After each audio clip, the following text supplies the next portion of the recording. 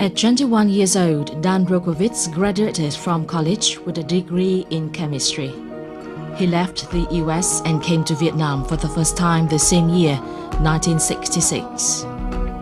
Here, the young American graduate witnessed the realities of the battlefront in a war that he had abandonedly fought against since his days at university. Dan decided he would not return to the US. From Vietnam, he headed straight for Taiwan, where he would stay the next 20 years. In 1996, Dan came back to Vietnam. Touched by the warmth and acceptance of the Vietnamese people, Dan shares he felt a sense of guilt and a motivation to make amends. Here would begin his journey to participate wholeheartedly in a range of community projects on poverty reduction, assistance to the disabled, those living with HIV, and victims of Agent Orange dioxin. Dan is currently the CEO of Vietnam Hosteling International, where he teaches young volunteers knowledge and necessary skills so that they can join World Youth Rallies with confidence, thus helping to boost mutual understanding, peace and prosperity in the region and the world. Dan says he loves living in Vietnam, not only to help the country, though with just little things, but also to enjoy a peaceful life beside friendly, lovely people. 16 years in Vietnam, for Dan, are 16 years of peace and unique experiences, full of interest and surprise about the country, its land and people. Hello there, you're here on another edition of Talk Vietnam. Now our guest today is an American man who has lived here in Vietnam since 1996. His love, his profound attachment to Vietnam has seen many of his Vietnamese friends here in Hanoi deem him a Vietnamese man. He's one of the first yoga instructors here in the country, but also he's been devoting his time and effort wholeheartedly to participating in social work issues here in the country. His name is Dan Rocovits, and he's here today with us to talk about his work and beyond that, his love for Vietnam. Hello, Dan. Thank you very much for joining us here today. Now, I know that you're the founder of Vietnam Hosteling International. Can you tell us a little bit about this organization? Well, first of all, thank you, Ms. Zung, for inviting me.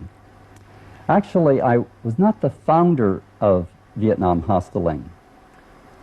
Denis Bisonnet, a French-Canadian lecturer at the Open University Tourism Department, founded and invited me to be on the founding board of directors. And Hosteling International is, and we're a mini United Nations in the sense that we're all independent. Each country has a national association, and at the moment I'm now the CEO of the National Association. Here in Vietnam. Here in Vietnam. The youth are the future of Vietnam, and they're so dynamic. They just need opportunity to go out and meet countries in particularly the Asia-Pacific area. We have gone on youth rallies to other countries in this area, and every time we go, the group of Vietnamese just tend to be the best. They're enthusiastic, they're friendly, they connect well with people, and that's what kind of keeps me motivated. Hosteling's been around for 100 years. How about for Vietnam? For Vietnam, 5. We are the youngest right now in the chain. We just became a national association last year. How successful do you think it has been in the past? I mean, how many hostels are there here in Vietnam, and how successful has the organization been?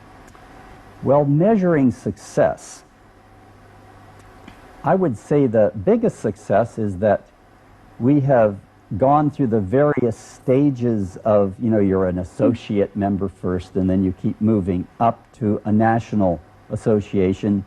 But we did this all totally with volunteer help. Wow. But now for the youth of VHI, as well as the whole operation, many of the meetings, plans for upcoming youth rallies are all held at Dan's home. So let's have a look at one of those meetings in the following. Ching Hie is a new member of VHI And today she has come to Dan's home, VHI head office, to prepare for an upcoming youth rally. Trinh is among 7 Vietnamese youths who will travel to Seoul for the 2011 Hosteling International World Youth Rally with some 200 other international youths. VHI has so far arranged for its members to join 7 World Youth Rallies, but for Trinh, this will be her first experience. Dan is here to assist in planning the trip and sort out any travel jitters the youths might have. Mình cảm giác là anh Dan chính là một người Việt Nam thật sự. Anh rất là cởi mở, chân thành, nhiệt tình, không những là người anh, người thầy, và đôi lúc mình cảm giác cũng là người cha của bọn mình nữa. Anh ấy không những là người có tâm lý, rất hiểu được tâm lý của giới trẻ, và thứ hai anh ấy chia sẻ những cái hiểu biết của anh ấy đối với bọn mình. Nên thật sự là mình là một người đam mê về hoạt động tình nguyện. Khi mình gặp anh Dan ấy, mình có cảm giác là mình có một niềm đam mê chung với cả anh Dan, nên mình muốn theo anh ấy tham gia cái chương trình hoạt động của Việt Nam 200. Besides offering assistance to travelers coming to the country with info on eco-tourism and low-budget interactive travel, VHI focuses its activities on such youth rallies. The rallies are exchanges that epitomize learning by encountering new cultures, people and lifestyles. Đấy là mục đích lớn nhất của tổ chức này, tức là mọi người được đi và được tìm hiểu và để hiểu lẫn về nhau và để xóa bớt thù hằn giữa các dân tộc, cũng như là để nâng cao hiểu biết thì sẽ yêu quý nhau nhiều hơn, và mục đích cuối cùng đó là hòa bình. Dan says he finds Vietnamese youth so intelligent and dynamic. He believes that helping those youths make friends with international peers via joining World Youth Rallies is his own best way to help Vietnam reach out to the world.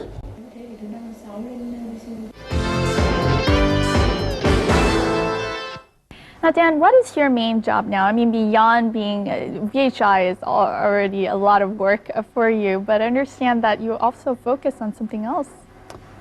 Well, I came here in 1996 with World Village Foundation. It's an international NGO registered as a nonprofit in the U.S. Came with another American friend, was interested in environmental projects in Vietnam. And we started World Village Foundation. And I've worked the past 16 years on projects, aid to disabled, poverty reduction projects, basically any project where communities or groups need to work together in a more participatory manner. We facilitate workshops, we teach cooperation skills, etc. One of the larger projects we worked on was Asia Development Bank's poverty reduction concept. Their idea was that Vietnam, which has one of the greatest fresh water resources in the world, that 95% of all of the agriculture in Vietnam is irrigation fed. In other words, you're not waiting for it to rain, you can channel the water right into your paddy field. And they figured that, according to statistics, the poorest of the poor are farmers, and the poorest of the poor farmers are at the end of the irrigation canal. Exactly. Or somehow have irrigation problems. So they bring in outside facilitators to go into communities and do community consultation to help them use monies which are available to those communities. We help them organize their meetings. Then they have to take the information and write proposals. And those proposals would say, you know, how much money would be spent for this aspect, and how many people, families, under the poverty line would profit from that project. And they don't necessarily know how to write those. So we either do it or train people, train Vietnamese to go in and help them write the proposals so they can get the funding and solve their problems. Exactly.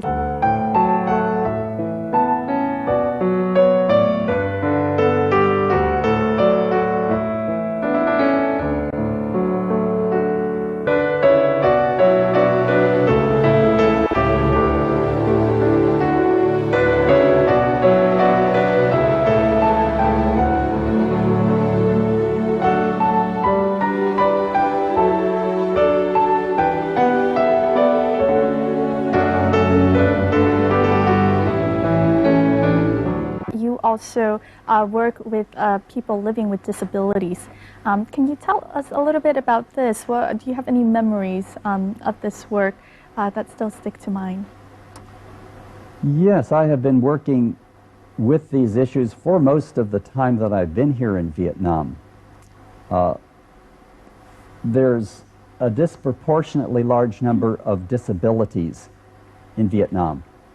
The average country, even in a developed country, 5% there'll be people will have disabilities. Here it's around 12% for whatever reason. So we tend to have a lot of work in this area. We trained disabled leaders to form self-help groups. We trained them in the soft skills that I'm using to help organize disabled people in their communities so that they can start getting assistance as a group, as a community, rather than as individuals. I understand that your connection to Vietnam dates back long before 1996, which we've said was the year when you first started living here. You first came here in 1966, yes? 1966, that was the year I graduated from college in a very conservative, sheltered part of America. The school I went to was kind of famous for social work. They were also famous as an anti-war group. When I graduated, like any 21-year-old, I wanted to see the world, you know, and I figured, well, you know, join a voluntary agency. I joined this group called International Voluntary Services. And they had projects around the world, but very large projects in Vietnam. I worked with 2 Vietnamese teachers, and we would form these lessons, and then we'd go around to the various districts, and the district teachers would gather. work. So I'd help set them up, then the my 2 Vietnamese colleagues would do the teaching. I was a facilitator. Okay. And I was really impressed that, you know, we went out into districts. I was an American in a country where Americans were carrying guns, and yet no one ever tried to harm me. I mean, I was a teacher, and they sensed the difference between a teacher and a soldier. Really quite a sophisticated culture. Mm-hmm. And I liked the food. The food was never a problem. I loved the food.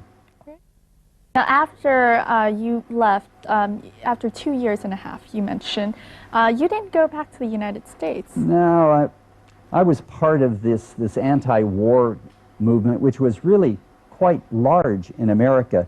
There was probably 50 million Americans that were very displeased with with our government here in the war in Vietnam. But we have 350 million Americans, so 50 million were allowed to express their displeasure, but still the government went ahead with the majority. So a lot of us really left America. I went from here directly to Taiwan.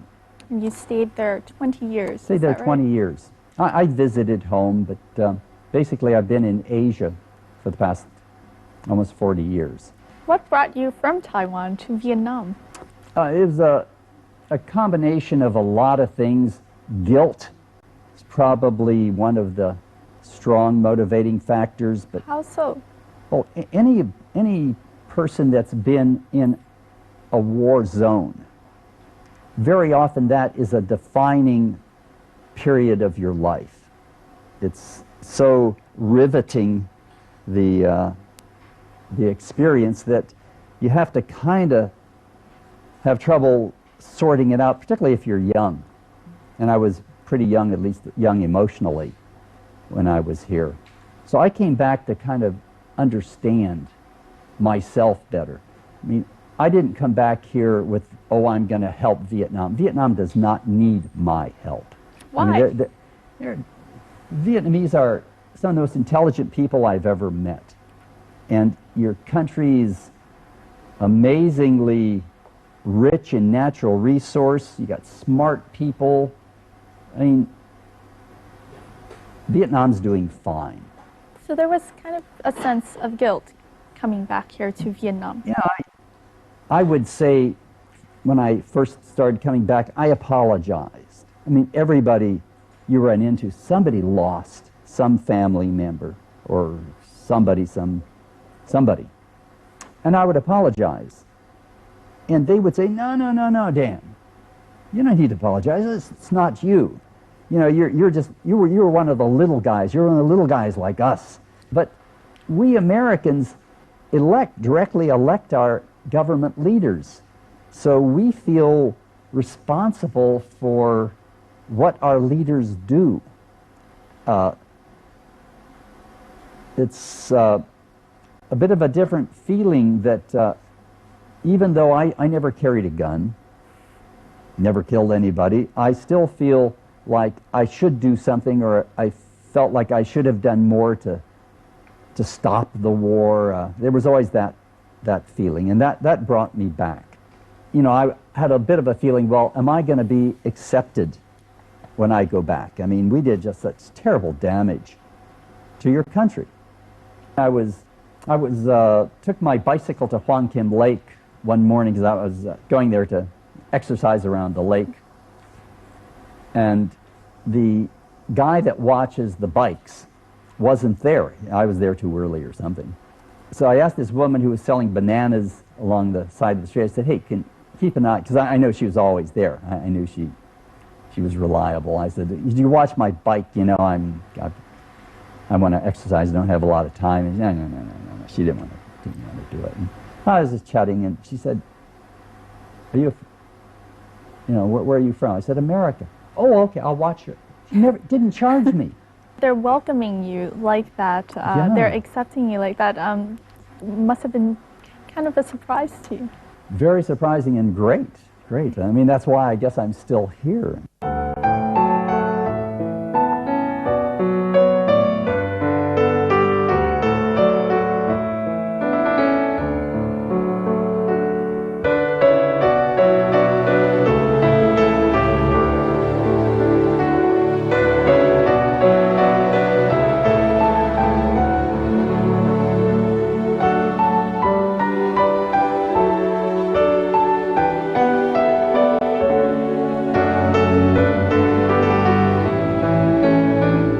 Being here for the past 16 years, I understand that you've also had an opportunity to get your brother David Rocovits to come. Could you tell us a little bit about him and how you have kind of helped him in kind of being a family facilitator for him with Vietnam? Well, he's an enthusiastic traveler, so any places where I've lived in the world, he's come to visit. When we were both young, we traveled together in backpacks, and like you see all over Vietnam at the moment. He's been here. In fact, he's coming again in this coming December. But this will be his 10th trip.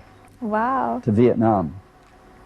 And on his 3rd trip, a friend of mine who American veteran who was working with the Lang Hiếu Nghị, the Friendship Village. The Friendship Village, took my brother and I out. I had been out there before, and we were at the Friendship Village, and we went in a room where they were doing crafts that they were using to sell, so that, you know, they could teach both working skills and generate money for the village. These are children with living with disabilities. These are severely disabled children. Almost all of them born with these disabilities. And he just saw them working so hard with just very little, you know, ability to do things. He broke down in tears. And since that point, he has been one of the major fundraisers he joined the Friendship Village project in America, and a lot of the money that he sends over is his own personal money. It's been a long time since Dan last visited the Vietnam Friendship Village. Mr. Đặng Vũ Dũng, the director of the village, accompanies Dan to visit one of the residents who lived at the village for 7 years, and who Dan and close friends refer to as Little Long. Long, 28 years old, is the son of a veteran in Hà Tây who had been affected by Agent Orange dioxin. Thanks to the help of Dan and friends, Little Long has been able to pursue his year-long interest in computers. Now, Long has come back to the village to teach other residents. To Long, Dan has become such a great supporter in boosting confidence and self-esteem. Khi mà người ta muốn làm cái gì đấy thì có thể sẽ phải có ngày xưa thì em có thể đắn đo, bây giờ có thể là làm, và khi mà ta đã có một cái ý định thì nên làm. Sau mỗi lần chuyện với với Dan thì em thấy vai có thể thoải mái hơn và có những khúc mắc được giải tỏa. As for the Friendship Village, Dan has become a great friend. Qua anh bạn giới thiệu để anh biết là Hiếu Nghị, thì anh đã nhiều lần đến đây thăm. Đấy. Thế và anh cũng có những cái hoạt động từ thiện nói chung, tức là giúp cho các em là có những cái cuộc triển lãm về các cái bức tranh thêu, rồi những cái hoa lụa mà các em làm, thế để mà trưng bày sản phẩm để bán. Thế và cũng có lần thì anh cũng đã đưa một số cái họa sĩ nước ngoài đến để giúp cho các em là biết học tập cách vẽ.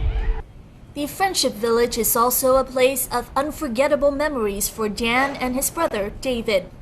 Coming to the village for the first time with Dan, David had broken down in tears, touched by the resilience of the disabled children. My brother doesn't cry much. He's a kind of a stoic American type, and it really brought us closer together than we'd ever been in our life. So I thank the Friendship Village for that moment. Dan says that he would join his brother David when he returns to the Vietnam Friendship Village this December for his 10th visit to Vietnam. They will continue supporting the village, which is also home to over 120 children living with the wide range effects of Agent Orange dioxin. Now, I heard that in the central region of Vietnam, you've also worked with areas that are affected by Agent Orange dioxin. Can you tell us a little bit more about this? Well, when I was still in Taiwan, I was introduced to a Viet Kieu monk who had relocated to Germany when he was quite young. He wanted to do an aid project in Vietnam, and he wanted help in forming an NGO. So I helped him form an NGO. It's called Compassion International. And they focus on children, education and aid to children, and children with disabilities. They're working now in Hue, Quang Tri, Quang Ngai, which are areas which were heavily sprayed with dioxin.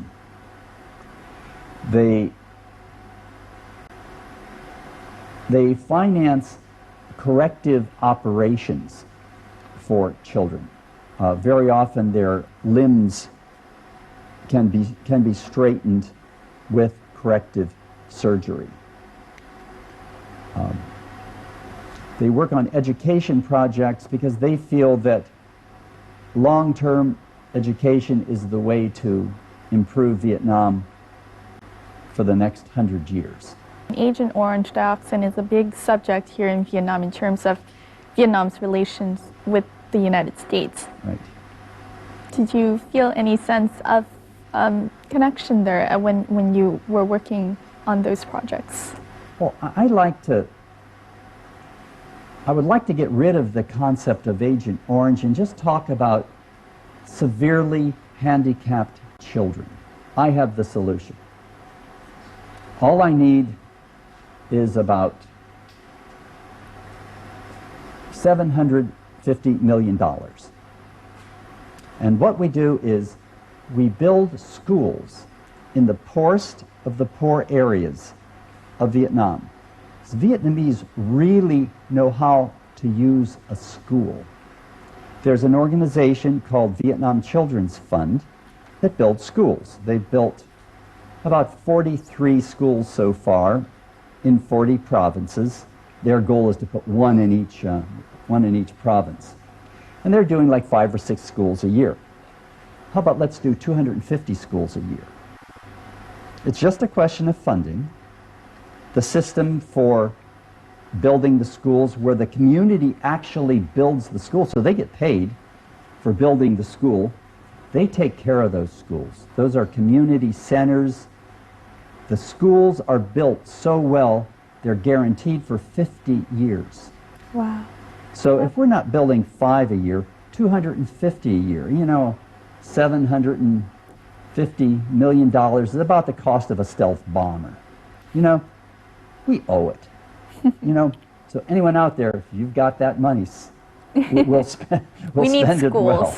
We need schools here.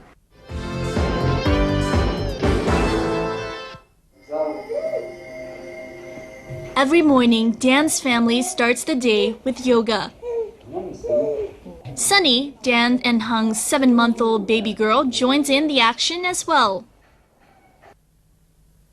Dan first met Hung 6 years ago, and for Hung, the first impressions of her husband are still vivid and memorable.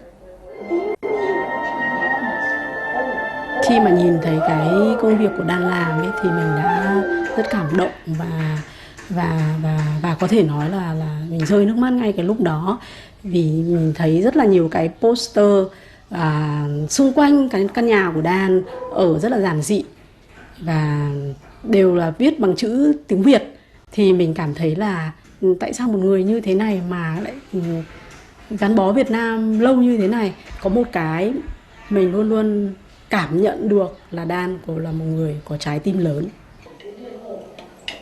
Morning, Dan. Morning. Không có gì có thể nói thay thế được cái mà mình cảm nhận được bằng lời, là Dan rất là tuyệt vời, là một người cha tuyệt vời, là một người chồng rất là tâm lý, mọi thứ đều chia sẻ với mình. Bọn mình có thể có những điểm chung có lên đến tới 98%. Dan shares that his biggest achievement in coming to Vietnam has been his family. And Hung and Sunny have helped to make his connections to the country ever more profound and meaningful. Now, we just saw here some footages of you and your very wonderful family, your 7-month-old daughter. Her name is Sunny. Sunny. Yes, Sunny. She's adorable. And we saw there in the footage you were practicing yoga with her. That's amazing. Yeah. And she's been practicing since birth. Wow. Hung, her mother, was doing yoga the day she gave birth. Wow. I mean, obviously there's certain postures that you can't do when you've got a stomach that's a few kilos larger, but so practicing yoga since being in the womb, basically. Exactly. She's going to become a yoga master one day. Oh, well, I don't know about that, but I'm just hoping she'll be healthy.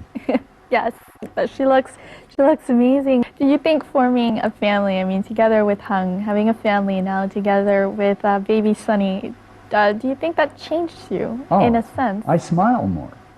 It's great. And I really love it. I mean, wow. I can't imagine what it'd be like not having Sunny around. Yeah, I like it. And I've never had a maid. Since I've been in Asia, I've never had a maid in my house. I clean my house myself. We take care of Sunny. We want to do it. We want the joy of taking care of a child ourselves.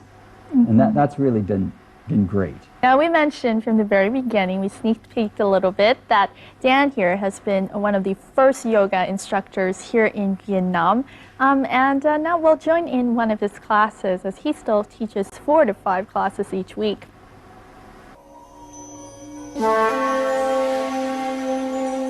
Dan offers his home as the learning abode for anyone who would like to take up yoga and find stress relief. Yoga thì thật ra nó cũng rất là tốt cho tất cả mọi người, từ già đến trẻ và trẻ con.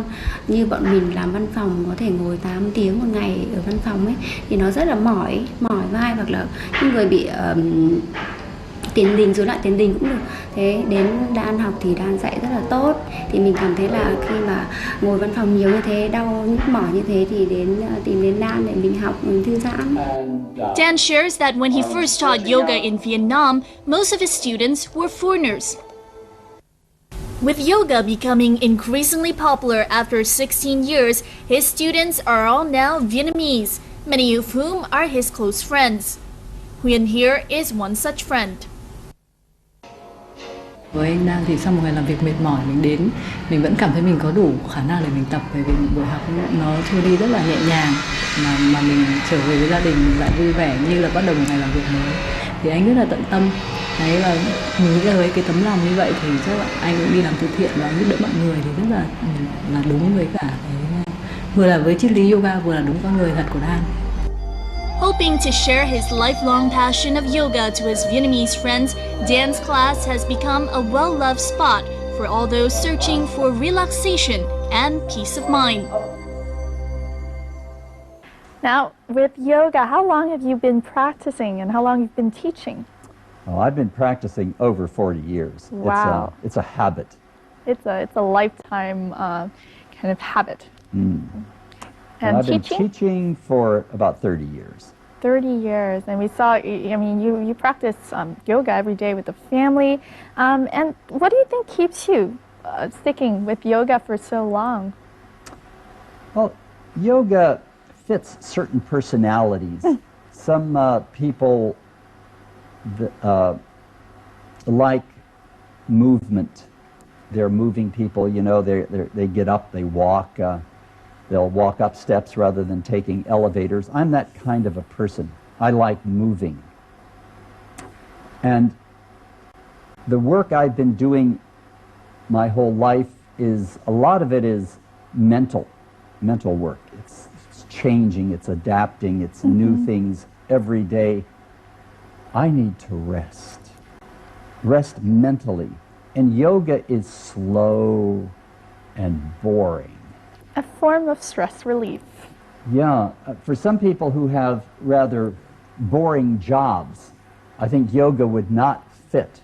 But for people who do a lot of brain work, stressful work, yoga fits, because you just have to relax because you're moving so slowly. You're holding a posture and breathing into it. It's not exciting. My job is exciting. My work is exciting. Travel's exciting. That's enough of excitement. I need something to balance it, and it fits my lifestyle.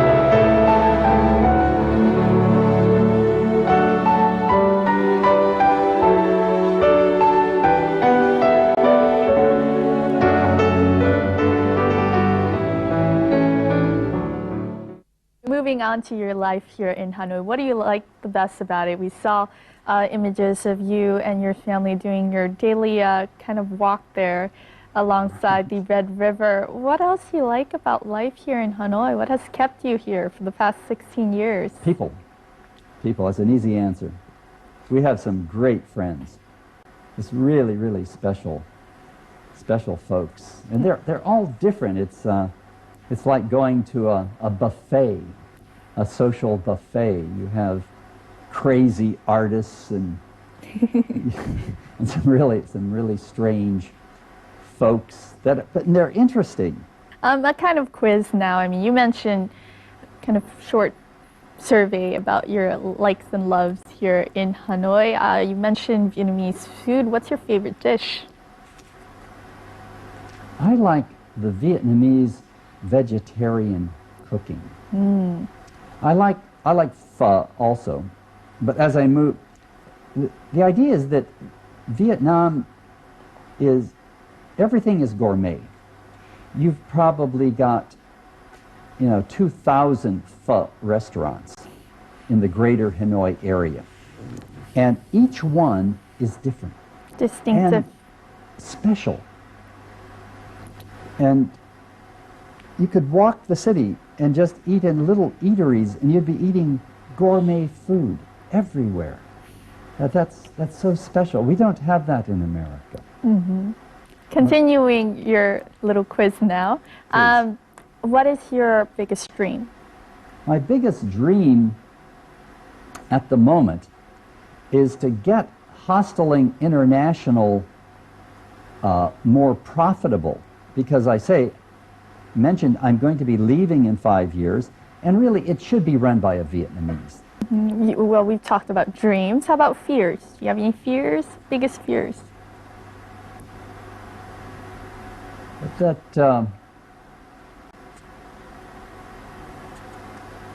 My biggest fear is that I lose inspiration. As I say, I'm a project junkie, and that's what kind of keeps me energized, gets me out of bed in the morning. My projects, the next project and the next project. The thought of someday I get up and say, oh, I don't want to do anything anymore. I've lost inspiration. Yep. That's my big fear in life. 16 years of living here in Vietnam. What is the thing that makes you most satisfied, the thing that you are most happy about throughout your time here? Well, I'm happy that I've somehow come and resolved the devils in my head that any veteran carries with him or her. So that problem solved. And of course, having a family now is great. I feel like my job is just about finished here. But I will be coming back, even though I go to the U.S., because I'm connected here. Well, thank you very much, Dan, for coming to Talk Vietnam today, sharing your stories, very wonderful stories. 16 years and even beyond that, your love for Vietnam, your connection to Vietnam, your help to the country.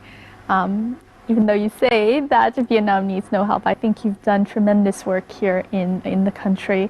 And I hope that you and your family will always consider this place your second home, your home. Oh, absolutely, definitely. Thank you for inviting me. Thank you. Ladies and gentlemen, that was our talk this week with Dan Rocovits. We hope you've enjoyed the talk session. We'll talk more next time here on another edition of Talk Vietnam. Goodbye.